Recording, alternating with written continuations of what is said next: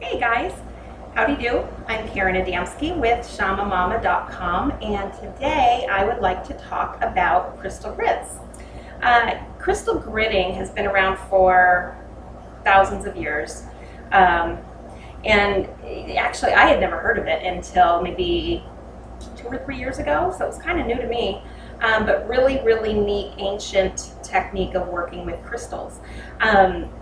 According to ancient teachings and even modern day metaphysical researchers have discovered, there are lines of energy, a grid of energy that wraps around the earth, goes all around our planet in different ways.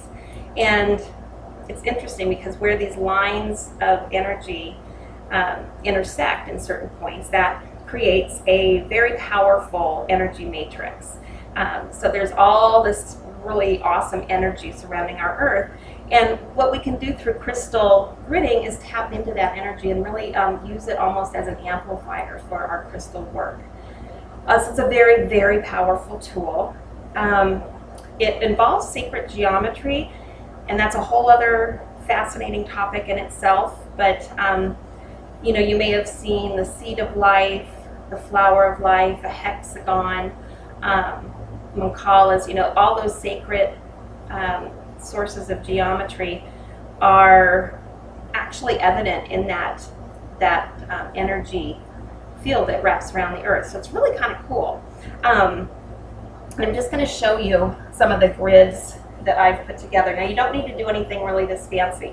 If you want to do crystal gridding, you can just, you can just draw a picture and put your crystals on there. You can eyeball it and not even have a picture to go by. You can download maybe a picture of a hexagon or the flower of life on the computer and just set up a grid on top of a paper like that. So it doesn't need to be fancy. But I have taken canvases, painting canvases, and have just painted them and then put a sacred geometry on here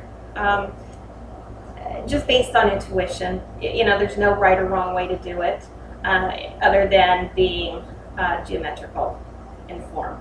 So here's one. This is kind of a smaller grid that I like to use, and I've lined them with felt on the back, so you know, it's kind of nice, and you can just set it down on the table and not scratch it.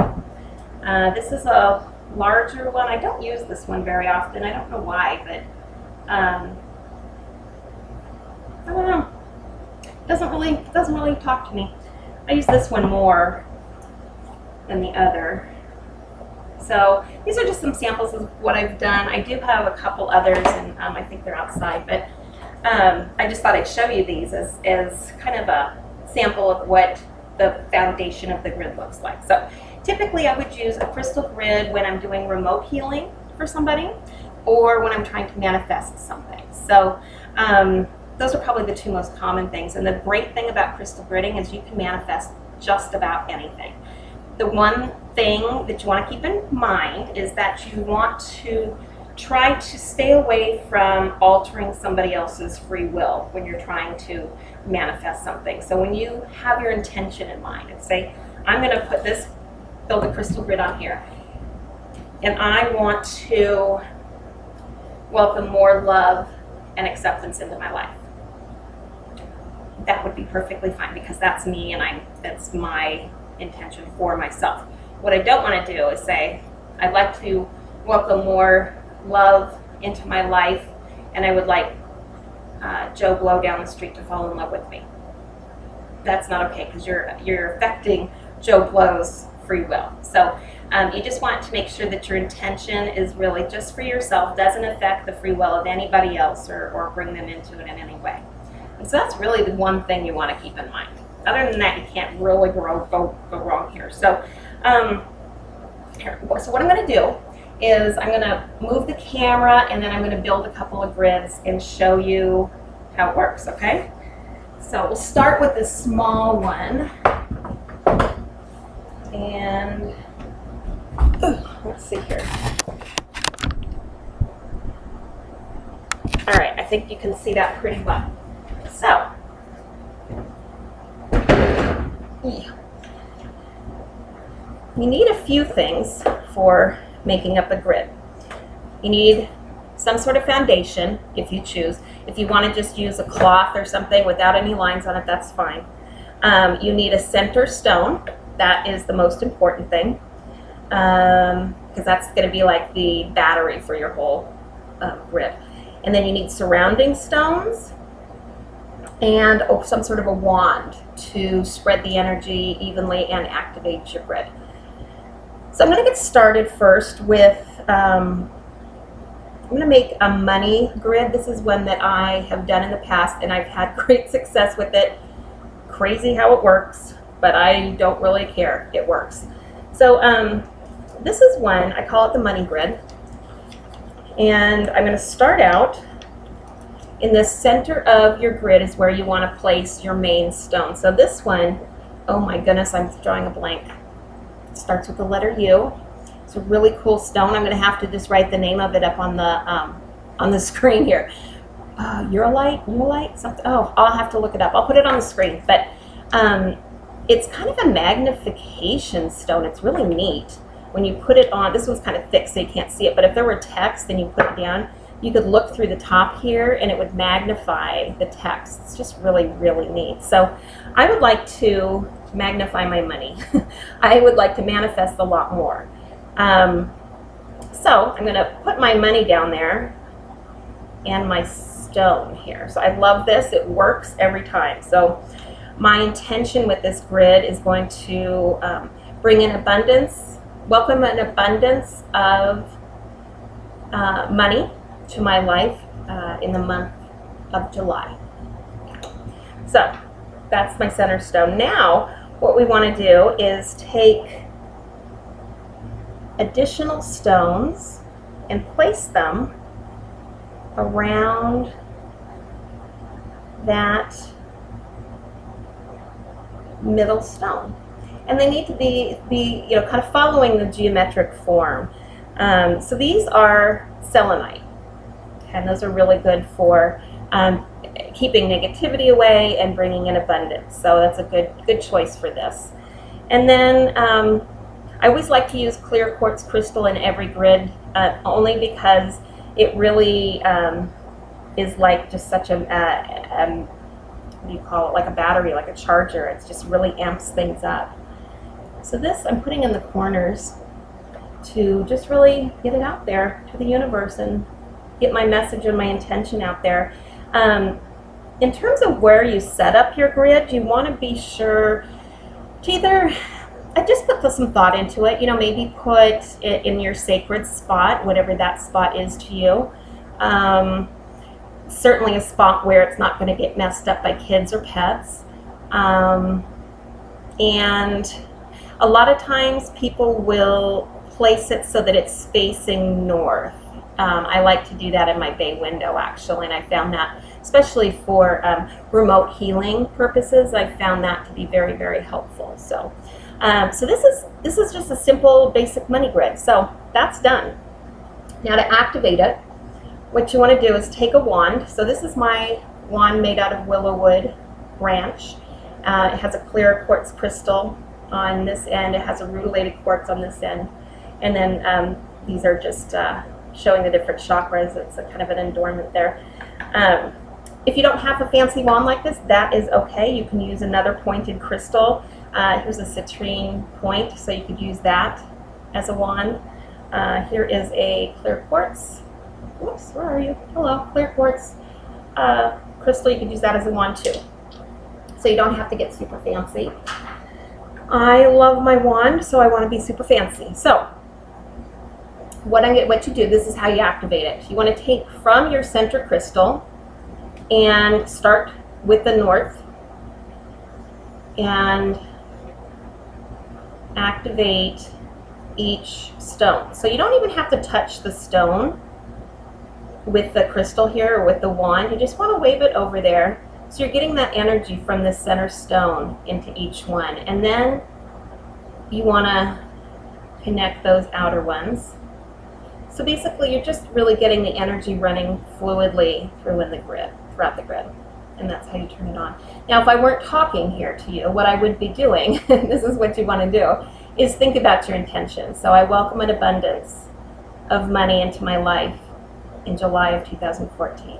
I welcome an abundance of money into my life in July of 2014. I welcome an abundance of money into my life in July of 2014. Okay, so the grid is activated. That's all you have to do. Now, how long do you leave your grid up? That's up to you. You could leave it up for a year, you could leave it up for an hour, you could leave it up for 2 days. It doesn't really matter. It's really, truly up to you. If it gets bumped, you're going to need to reactivate it, set it back up and reactivate it, and that's certainly going to happen. So that's one grid. I want to show you one more. I'll be right back here. Let's see, and I think I'll use this one that we haven't used very much. Don't know why. All right, so this one I would like to, my intention here is going to be within my household to promote loving energy, calm and loving energy within this house. So I'm going to use fluorite. This is one of my very, very, very favorite stones. And I use this for protection a lot too. So maybe I'll add that into my intention, that I would like to promote protection, well-being, and loving energy within our household. Okay. So that's our center stone. I am going to then put some salt. I'm going to put the salt on these outside spots because these represent the different directions, and I kind of feel like the Himalayan salt would be good in all 4 directions. We have moonstone. Moonstone is good for so many different things. I'll put it, whoops,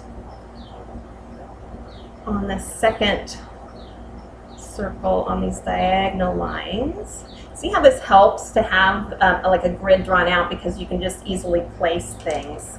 And then I have some more fluorite just to kind of amp up what I'm doing here with the fluorite. So I think I will put it closer here on the outer ring. And I'm just kind of working based on intuition. All right. And then, of course, like I said, I always try to use clear quartz. So I have these quartz pieces here that I will put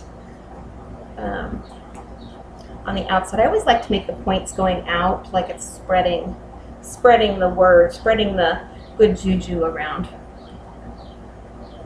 All right, so this is a little bit of a larger grid.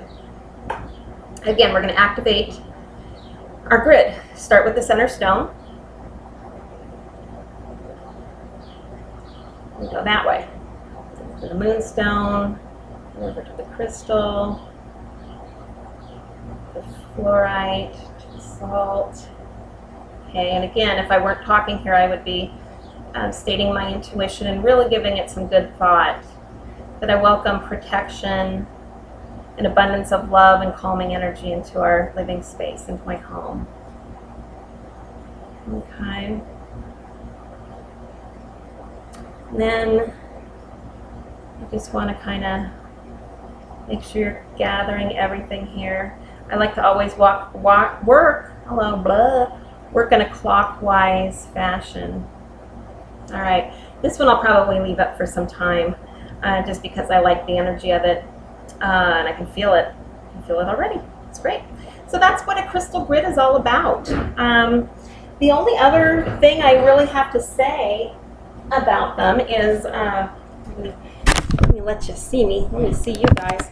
The only other thing I really want to say about crystal gridding is that you don't have to stop there. You can put a picture of someone. If it's for a healing for somebody in particular, you can put their picture here. You can put candles around it. I pulled this card today. It's an abundance card. So I think I'm going to stick this in with my, you know what? I don't know what I'm going to do. I can put it with either one. I'll stick this on a grid though. And so there's just basically work off your intuition, but give it a shot because this is like really pumped up, powerful crystal energy. So I hope you think it's fun. I hope you think it's cool. I hope you don't think I'm too much of a crystal geek, but I can't help it. I just love it. So be well, be happy, be kind. Namaste, and I will see you tomorrow, okay? Bye.